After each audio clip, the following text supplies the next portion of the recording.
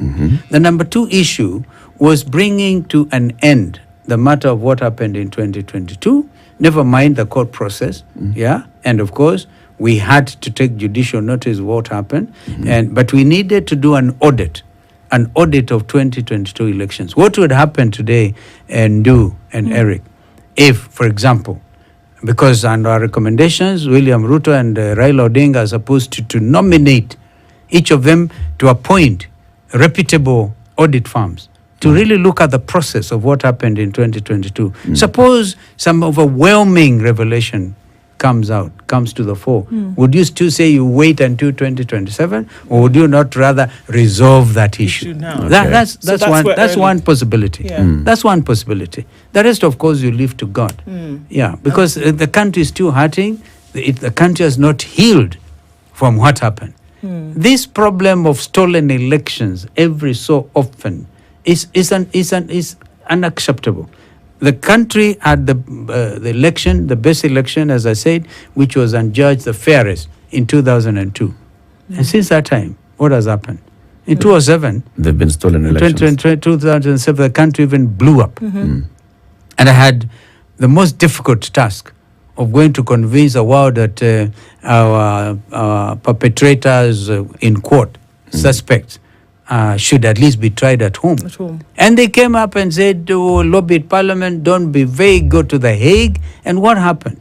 Since that situation, this country has really not been the same. Okay, so let's look at a situation where you talk about the fact that, now without the urgency of situation is why you've been able to then say, look, candidacy for presidency is mine. Okay. Well, I'm not saying it's mine. Well, you will be a candidate. I like that. I think I should appoint you my negotiator. We can talk about that later. But look, so here you say, I am putting myself out there. Yes. Previously, they've been able to talk you off that position, or you've been able to accept to step down from the position where you've said you want to be president before. And many would say their hopes were dashed because then you took yourself out of the running because somebody could speak to you. What would be different about this time? Could somebody else who wants to be president still not come to Kalonzo Musyoka and say, you know what, let's have a discussion. You step down in order for this to happen. It's happened not once, not even twice. It's happened severally. What's different about this time? I'll tell you what is different. By the way, you have heard of the legal jargon, a fluxion of time. The time sometimes resolves some of these issues, all right? What happened in 2022, for example, and I think it's public knowledge that my brother Raila Odinga and myself had agreed in 2017 that whether we won or lost, the next election, whether we won or lost, he was going to support me for the next in 2022. We were very clear, okay? But that then, circumstances then changed, necessitating Raila Odinga's candidature. And you can imagine how awkward, on what kind of awkward position I found myself in. That's why I said we will go to the ballot, okay? And if you remember, I said I need time off because there's a big push. My party members and others who felt this is the next government, okay, and therefore we don't want to be out of government. But the thing about Kenyans feeling they don't need to be in government or in government is a misnomer. Because whether you're in opposition or you're in the ruling government, you are Kenyans. Provided you get your rights under the law. That's why we insist on the rule of law, so that Kenyans, whether they're in opposition or in government, get services. Now, back to your question.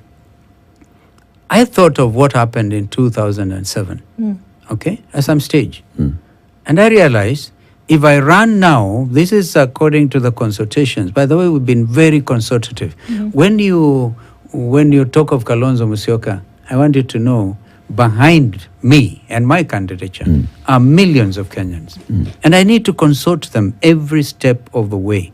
A lot of them felt, don't allow a situation where you run to the ballot, the country blows up again, you get blamed, that like happened in 2007. That informed the decision to say, okay, if this is it, let me now unconditionally support my brother Raila Odinga and my sister Mother Karua. And I did everything I could as a person, as a party leader, to to campaign. deliver. And I think Kenyans know we delivered. So you were not bullied into a position. No bullying. whereby you It let cannot be the foot bullying. down. No, it cannot be bullying. But there are strong feelings, very strong feelings, that we needed to form this juggernaut. Okay, and of course Kenyans know that it was a very difficult issue. It remains a very We difficult issue actually don't know today. it is a difficult issue. What is this? Because you're saying there were compelling other forces that then led us to having Raila as candidate again and not you. What is this? Oh, What a is lot it of, that a lot of horse made trading. Raila not say, Here was we have a deal? president. Let You know, Kalonzo take this, it. yeah, this was a transition election. Uhuru Kenyatta It was always leaving going to office. be a transition election. No.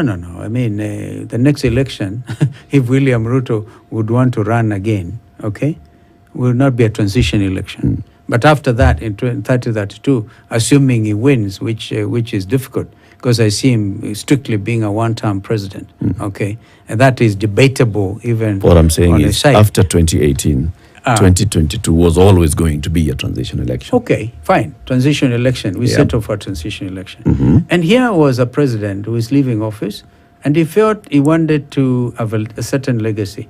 Uhuru Kenyatta, in exercise of his own constitutional right, chose to support Raila Odinga. Yeah. Okay? And therefore, you can imagine, with that push, on the one hand, my colleagues, Weta and my colleague Mudavadi, have been wooed into joining Kenya Kwanza, okay? And we were a very strong coalition. In fact, we won several by-elections as one Kenya coalition, if Kenyans can remember. Yes, the we do. senatorial contest in Machakos, another by-election in Western Kenya. Matungu. I think two of them, Yep. Matungu, all right, as one Kenya Alliance. Yep. So you can imagine my sense of disappointment. But I said, I'll fight on, and because integrity is So, everything. Kalonzo, were Yeah. you then pushed out of the race? No, I wouldn't say pushed I'm out. trying to understand this. I talked you and about Raila, consultation. you and Raila Yeah. had an agreement, Yeah. all right? A gentleman's agreement, which I think we were even seeing some documents going round. That I gave copies of it actually to some. it was made it even public. yeah, it was a I made public. it public, and my brother Raila was very unhappy with that. But Yeah. you know, that is, I had to bring it out of my chest. So there was that agreement. Yeah. And at some point, I believe that even you had mentioned to Uhuru, you know what, we have an agreement. Yeah. And Raila should have mentioned to Uhuru, we have an agreement. Yeah. But you're saying that the exiting incumbent had such a strong sway that this agreement was moot. No. He didn't have to address the agreement. He was dealing with Raila Odinga as his possible successor. And of course, made all the necessary pushing and lobbying, okay? So lobbying is not pushing, okay? And I, on the other hand, I was consulting. Remember I said, I'm taking a week off. And actually I was pictured looking after my cows, Yep. all right, in the ranch, looking at the animals, because I needed to breathe and to consult and reflect. In some of these heavy matters, you have to introspect. You have to pray, like I do pray. Yeah. Okay. Pray over a situation. And I can tell you, prayer can work miracles. So my heart was clear that I was going to support Raila Odinga third time, unconditionally. And as you heard me say, I did that. What would be different this time? Well, If you're met with the same kind of conversation where somebody's asking you once again Yeah. to give way for another, whereby today, to give now way Why? for who? well, Another. whomever Another. it could Yeah. be. Another. Could be Raila again. It could be I Raila think- Odinga I think- again. I It could think be it could anybody be- else. But it seems as though My lobby because you team. wanted to be you took the gentlemanly position Yeah. and said, look at the situation of the country, what you Yes, said today. that's right. Look at the way in which Kenyans are thinking, behaving, acting today. And because of that, let me then throw my support behind somebody else. What's to say that this will not happen again? I think it's, you remember I talked about a fluxion of time? Time. And it's not, doesn't remain constant. Time is moving. And with it, I think the majority of Kenyans know that although this has been taken against me, when I once said that I'll be a fool or something to that effect. Right? Yes. Because those remarks were made at that particular time, taking into consideration the environment, the political environment. But now, as you have heard me say, we have a bit of time to resolve these things so that we know before the end of 2024. I've actually said this before. In 2024, when the next contest will be defined in 2024. So we must be very clear. Let us now go to the negotiating table and agree between ourselves. At least we have a coalition, and I believe in that coalition. And I'll do everything I can to sustain the unity of Azimio la Umoja One Kenya. And we have also taken the view that strong Wiper is a strong Azimio. A strong ODM is a strong Azimio. A strong DAP Kenya is a strong Azimio. Okay? A strong KANU is a strong Azimio la Umoja One Kenya, and the other parties which are members of the coalition. So that's why you're going to see yesterday in our National Executive Council, we're going now to enhance the level of enlisting new members, and in fact even identifying those members who may want, Kenyans who want to run on the Wiper ticket during the next election. So the general election that will then ensue will be determined in 2024. I've said that. And I think this is where... What are the signs that we should look out for then this year? The signs? We'll negotiate. We'll agree. And I think all of us are in agreement. We cannot wait and begin to haggle at the end who is going to be the flag bearer. This has to be settled now.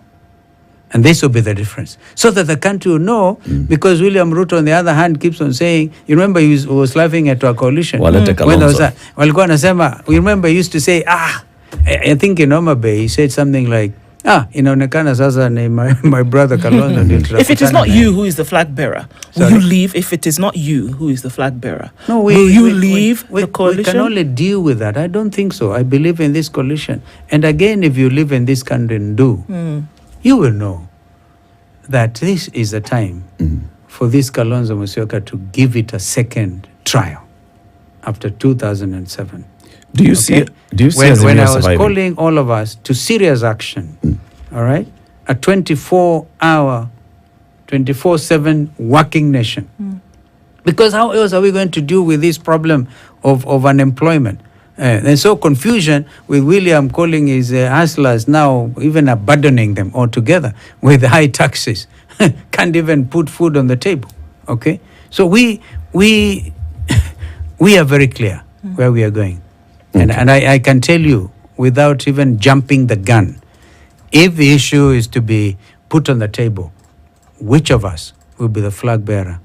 I think we are well positioned.